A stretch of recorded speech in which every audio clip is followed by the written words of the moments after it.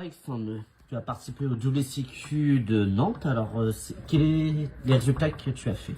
Alors, au WCQ de Nantes, j'ai fait 5 victoires et 2 défaites avec le deck Piu Piu. Alors, Thunder Is. C'est ça, c'est ça. Alors, quels sont tes match-up? Alors, je suis tombé contre, en sachant qu'il y avait 7 rounds, hein, je suis tombé contre 3 miroirs, donc 3 Flunderies.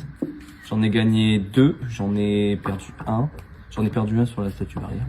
Bon, là, c'est la vidéo. J'ai joué contre 2 Tirishizu, une win, une défaite.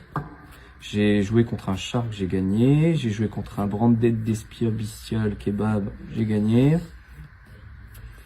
Et je crois que c'est tout. Ça fait 7-3. Ouais, c'est ça, ça fait 7. Donc, plutôt content du résultat. Bon, en soi, j'aurais peut-être aimé faire une victoire en plus pour pouvoir participer au top. Là, j'ai fait 19e sur 117, 118 joueurs. Bon, en soi, c'est pas mal, mais bon. Voilà, voilà. Et quels sont les duels les plus difficiles? C'est un qui était beaucoup plus compliqué que d'autres. Les matchs les plus compliqués, bah forcément, c'est le miroir parce qu'il faut savoir gérer ses ressources. Et après, en soi, c'est le miroir et ses tirs. C'est les 2 decks les plus présents en soi. Parfait, parfait. Bah, je te remercie de cette présentation. Du coup, je vais vous présenter la decklist avec laquelle j'ai fini en 5-2 au WCQ de Nantes. Donc c'est une liste avec 40 cartes en main. Donc on va commencer par les classiques, 3 Robina, 3 Eglen, un Tokan. Par l'avenir peut-être en jouer 2 parce que le format est intéressant et qu'il faut avoir du grind. Une Stri on va la laisser comme ça parce qu'avec Ishizu c'est pas trop rentable de la jouer en plusieurs exemplaires. Deuxième peine, qui vont chercher les magies pièges, carte de zinzin. Niveau des autres niveaux, hop, un Apex, un Raiza,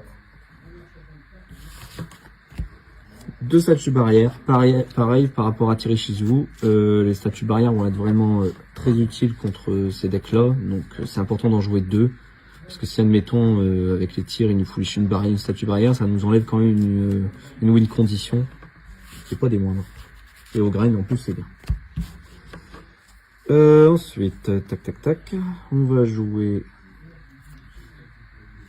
la seule trap du deck en soi. Shifter, accompagné de sa meilleure amie. Fissure, pas 1, pas 2, mais 3. 3 évidemment parce que le format est concentré principalement sur le cimetière et qu'il est important d'éliminer tout ce qui est Tirishizu. En vrai tous les rocks ça les baise hein, concrètement. Donc voilà pourquoi je joue cette carte à 3.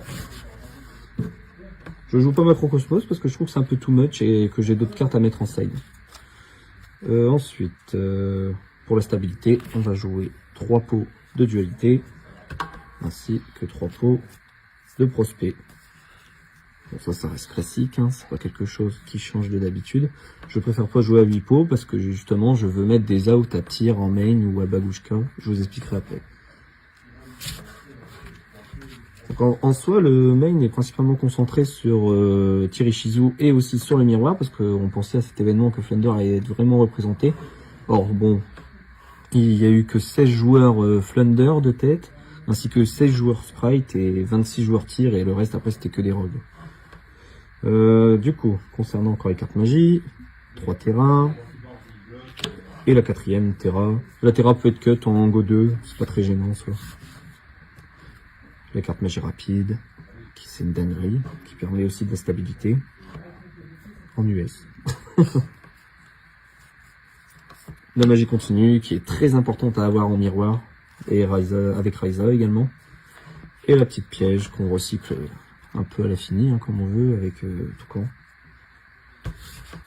Donc là, il me reste 5 free spots pour gérer une majorité de la méta, donc en partant du principe que c'était Flunder et Tirishizu, et que Tirishizu c'est assez embêtant par rapport à Babushka surtout.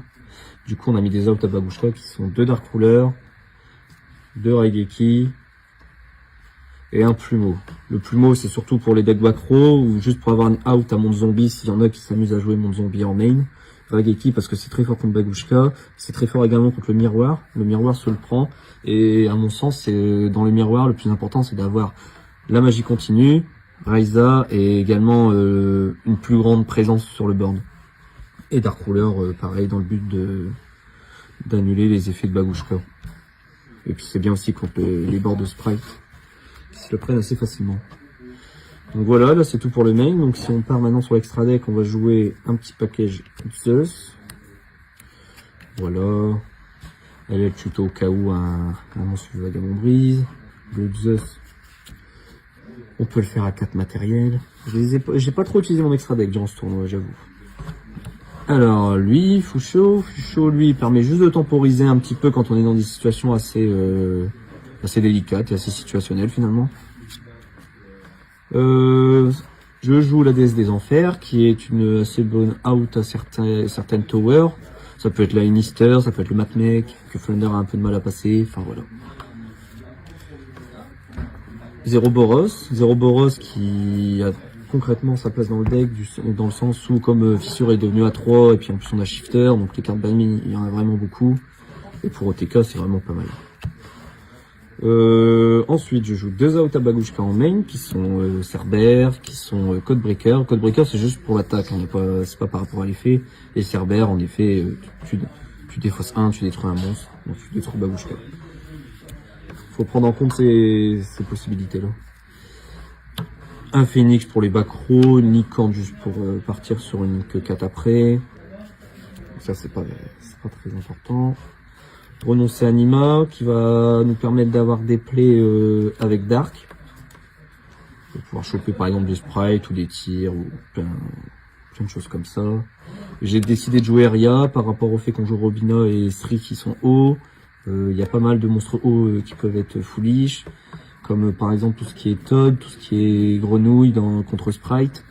Au WCQ j'ai joué contre un Shark. Je m'en suis pas servi mais admettons là j'aurais pu par exemple. En soi c'est assez situationnel mais bon c'est des cartes un peu sympas à avoir dans l'extra deck au cas où. Et la dernière carte c'est juste un petit Shureg. Le petit Shureg il est là juste pour admettons si on veut foolish une carte de notre extra deck, bon on foolish ça, on va tuto un BTB puis voilà. Donc voilà pour l'extra deck. Donc maintenant on va passer au side.